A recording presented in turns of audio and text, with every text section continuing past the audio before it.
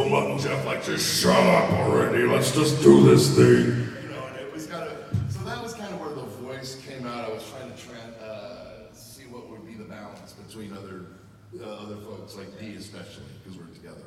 So yeah, I was for that character. And then for some of the others, I'm voice match, but for Qui-Gon Jinn, that was just, become that, what I knew from Liam, just that was like, let me think, for Zilla Beast, it was just a big creature I had to do, and General Tarpos, of course, I had to base it on what the Gungans sort of sound like, but just sort of make it my own and make him a little different, yes. And calm and heroic. So it was more like emotional beats, really, that led the voice, really. So sort of bouncing off what you said about Dee Baker, is there a character that you like to work with, like as Bryce or Zeb, that you thought was fun to bounce off of? Well, Clancy Brown and I used to get in the studio all together all the time, which is really fun because I direct him on Tangled. So to actually be on the same side of the glass together was so much fun because we give each other so much grief. So I always loved when Clancy and I would be in the booth together because they would always throw random X-Wing pilots, and Clancy's one line was, "No, no, no, explosion." And I was like, "Clancy, there's only one way to read this line." And he said, "What?" I was like, "No, no, no!" So Clancy actually read it that way. And it was really, really fun. So really, it's not so much other, being part of the Empire, and they would always bring me in with the rest of the rebel scum. And they would put, it would be, Freddie and Vanessa and Tia and Taylor and Steve, and then I would be over separated in the same room, but all the way over on the other side. And I think that was a conscious effort on their part to separate me from this really tight family. And at the end of season 4, the guilt that I had sitting in there, knowing what my character, and I won't spoil it for anybody who hasn't seen it, but knowing what my character had done to disrupt the other side of the room was really, it affected me really deeply. It was hard, but I loved when we were all in the room together. I mean, there's nothing like that. Yeah, the casting of that show was kind of genius, and Dave Filoni, he's a genius in every area, but that was one of the areas that I think was particularly effective because we were that family that you saw on that show. We became that family. I felt like I was the big brother to Ezra, and Taylor and I still have that relationship. Every time I see him, I want to give him a noogie. And Vanessa as Hera, she was our den mother. She was the protector of all of us and kind of the glue that held us all together. And Freddie is, our Jedi master. He's also got that lunatic side of him, but he is my brother too. And Sabine, also little sister. We really became that family. So anytime we got to work together as a cast, that alchemy, that chemistry was always there. And we had so many amazing guest stars that would come in and out of there too. I think my favorite of all was probably Jim Cummings as Hondo. Just because sometimes they would let him go off on an ad-lib tangent and he'd just be hilarious. And now he's part of Galaxy's Edge. If you guys get a chance to go to Disney, either in Orlando or in LA, and check out Galaxy's Edge, he is the voice that you will hear as you're about to go on that ride. I don't want to spoil any of that for you, but there's an amazing full-body animatronic of his character that is just magical. It feels like we're doing the show all over again from the very beginning. But they gave us opportunities also when we had really important scenes with other characters. They made sure that we were together in the booth as much as possible. And that doesn't always happen these days because of everybody's schedules. And I don't know if you guys remember that episode where Zeb and Callus were together on that moon. They actually had us in the room, and I was working with David for that. And he was a very quiet actor to work with. He's an on-camera, classically trained actor, and just wonderful to work with. But that chemistry really brought out something in both of us that brought that to a different level, I think. And I've never experienced that on a cartoon where we get to explore something like that in an enemy mine kind of situation, where we're really discovering the awfulness of our pasts and merging them and finding some commonality. And so it transcended being a cartoon at that point. went someplace much deeper and much more powerful. So there were so many moments on that show that were like that. Amazing comedic, wonderful, hilarious things that happened in the studio too, but also powerful, transcendent, personal things.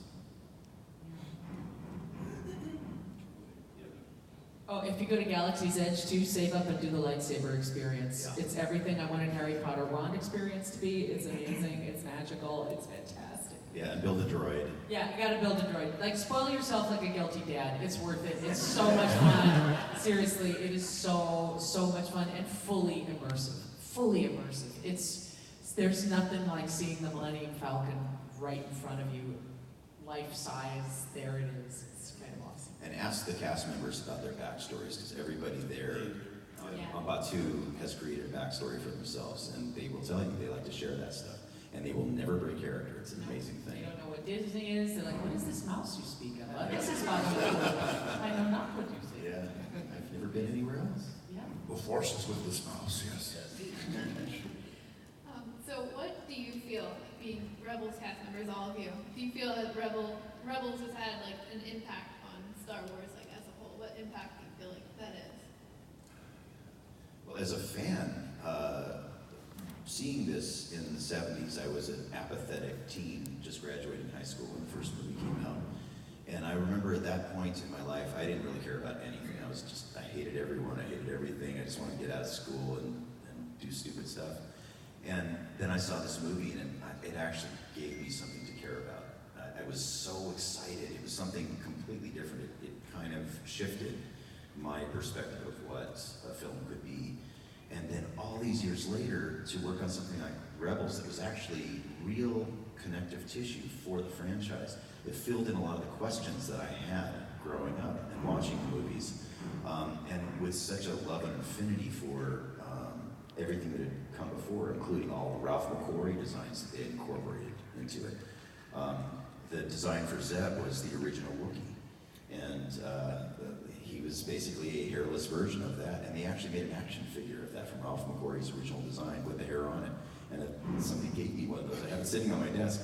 So to get to work on a piece of Star Wars canon history that really helps to complete the story on that level is just an incredible, humbling honor just to be a little part of that. I felt also the cast was so well balanced. There was such a wonderful diversity among the cast, and that's, carried itself forward into Resistance and into now the stories of Rey and Poe and Finn, and it just seems like there's always been sort of creature diversity in Star Wars, but Rebels was really the first one that now started to build it even more and more and more culturally and representative of humans in that respect too, which I thought was fantastic. And there's nothing like being part of something that is a bridge between two times.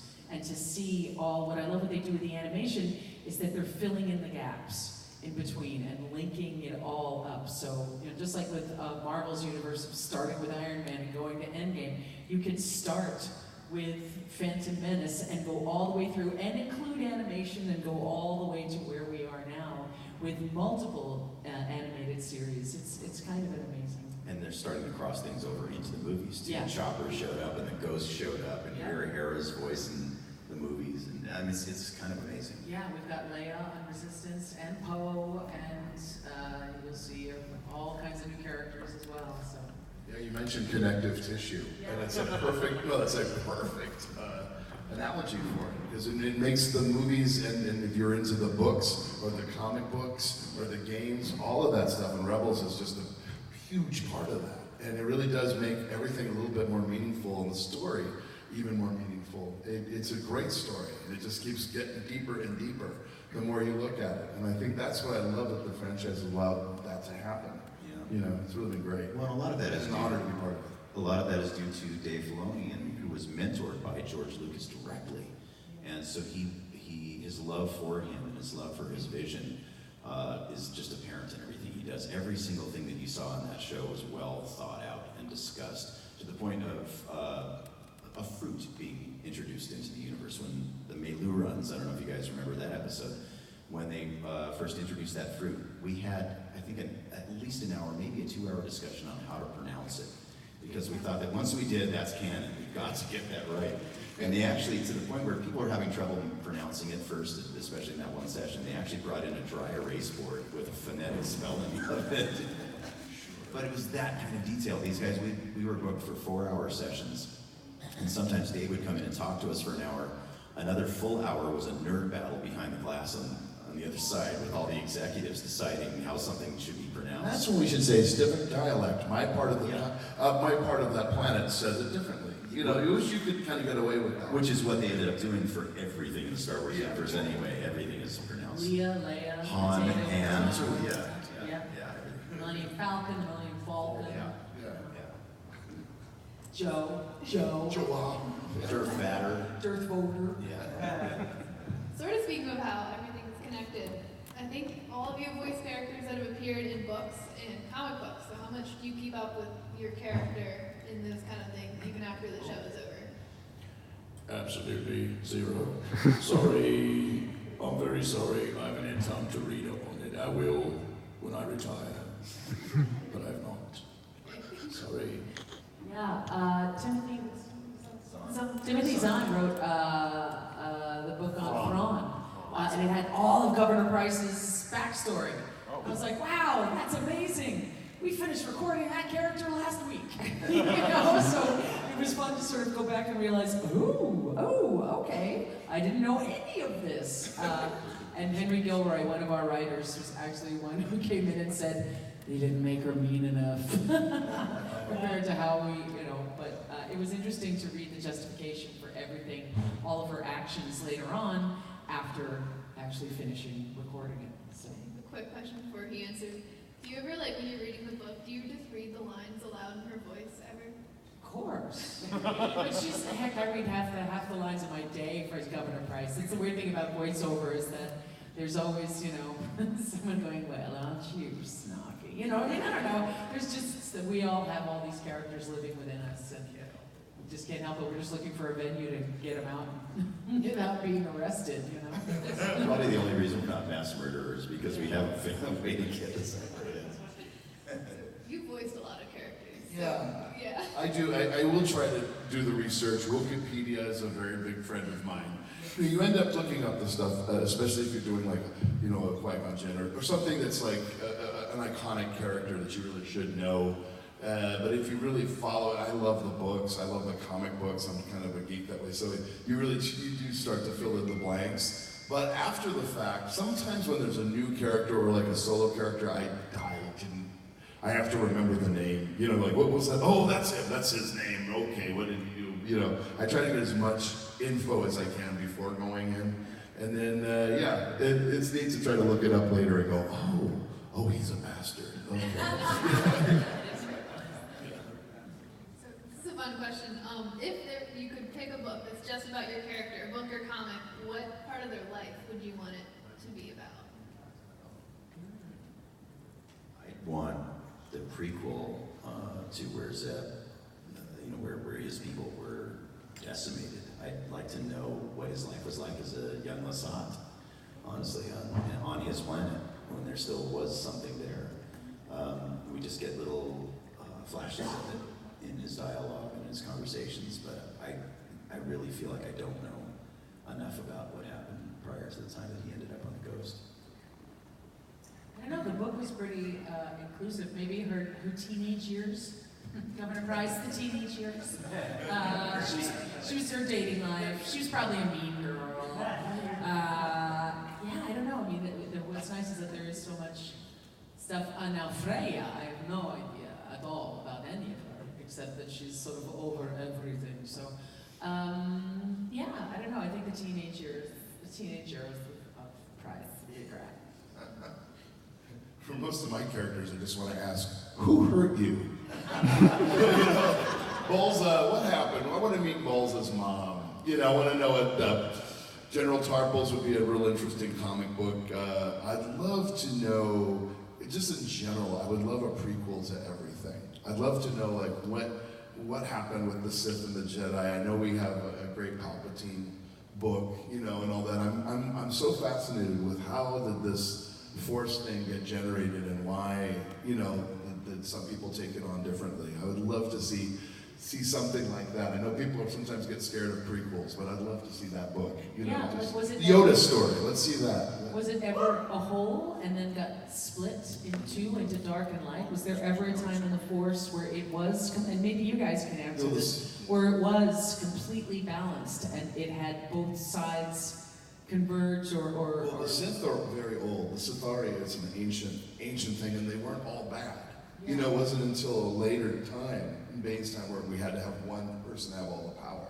Yeah. So some people using their passion, it wasn't necessarily a terrible thing. So So there's many like uses the of the Lannisters. Force. Not all of them. They're like the Lannisters. Not all of them were bad. That's right. Just most of them. That's right. Yeah. The Jedi were an order that came. So it's like I'm just curious. Like, what was Yoda's story? That would love to see that. I would love to hear the story of the Sith when it wasn't this evil darkness, and how it actually became that. That would be fascinating. So get out there and write this stuff, people. It'll happen eventually. It'll happen eventually. A lot of good books out there. Yeah, I hope so.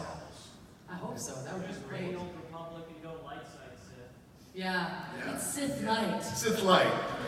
There's a Darth Fred. If there's a Tarkin origin novel, there could be origin novels for plenty. Kind of gentle Sith. With soft hands. Well, my next question was just how, you sort of touched on this already, but how Rebels and working on Rebels and just Star Wars is different than maybe other things you've worked on. You have like the longest IMDb I've ever seen. So you've all worked on other projects. It's different because it was one of the very few things. I think there was Looney Tunes and there was Star Wars that affected me that deeply when I was younger. And to be able to work in that franchise and to know that whatever little contribution I'm making in that is part of canon is kind of an amazing thing because I know it's going to live forever. And I never know that about anything else that I'm working on. There's so many shows that I've worked on over the last 30 years that still I don't know if anybody's ever seen them. And I'm surprised when they do. But Star Wars is just one of those things. There's a reverence for the franchise that I feel, and a responsibility to the franchise to give everything that I have, even if I'm playing a stormtrooper with a 5-minute lifespan. I want that to really feel right, and I'll scream as many times as they want me to make sure that happens, whether it's in the games or in shows. So yeah, I think that's what really differentiates it from everything else, and just that level of care. I've never been on another show where the director of the show will actually come in and talk about not only the arc of what's going to happen for our characters, but how it affects society, because this is a cultural phenomenon, and what his vision is, what George's vision for this franchise initially was, and how it's our responsibility to carry it forward with that same intention. So that's rare in what we do. We don't see that a lot. We don't have time. We just don't have time or the money to do that. That's time is money. We walk into that studio, usually it's like, all right, you've got 2 hours, here's your lines, let's get through it as fast as we can, we'll give you as much context as we can, and go. With this, it's like, no, we have to get it right, because there are going to be people loving and hating this for centuries to come. Yeah, it's our mythology. Yeah. They were all students of Joseph Campbell. But then Tolkien, they just, all of those guys really wanted to have a long-lasting mythology and see, people to be into it for a long time, and we want to do it justice, absolutely. Well, Dave used to say also, he said that, probably half of our audience is going to hate it, but they're still going to watch it. Yeah. So he wants to make it just as valuable for them too, to hate as hard as they want to on it, because it's still of value in terms of the culture of this. Yeah, to be a part of a culturally connective tissue, which is what Star Wars is, what its great stories really are, and it connects us on a global level, more so than politics, more so than anything sometimes, and to be just a tiny little part of that, you've got to treat it with respect and fun, and but it has to be treated with respect and a little bit of awe. And also, it's one of those shows where the stars of the original portion of the franchise are like superheroes to us. I mean, I think all of us have worked with Mark Hamill a lot, and every time I see him, I just can go, oh my God, I'm working with Luke Skywalker. It turns into the Chris Farley show. Do you remember Star Wars? That's cool, right? It's crazy. I worked on a bunch of episodes on a regular show with him, sitting next to him, and they partnered us up. They do that often. And I still, every single time I walk into the room with him, I still have that same feeling. And with Billy D. Williams, we see him at some of the conventions and things, and I rode in planes with him, and every time I would sit near him, I would just have that same little eight-year-old fanboy squeak inside. Carrie Fisher, when she was on the con circuit, we all got to meet her back then, and crazy, but you know, it's just an amazing thing. If you get hugged by her, you are covered in glitter, and she just had this crazy, eccentric way about her, but she's a superhero to me. Yeah, she was like, I grew up, you know, Disney princesses, everybody needs to be rescued by a man, and all of a sudden, Carrie Fisher comes along with Princess Leia, and I was like, finally a kick-butt, amazing princess. Like, she was my princess, and she still is, you know, there's nothing like her, you know, it's just, she needed to be rescued, and then she's gonna rescue you right back. Yep. You know, it's an equal opportunity, and everybody, I mean, it's just,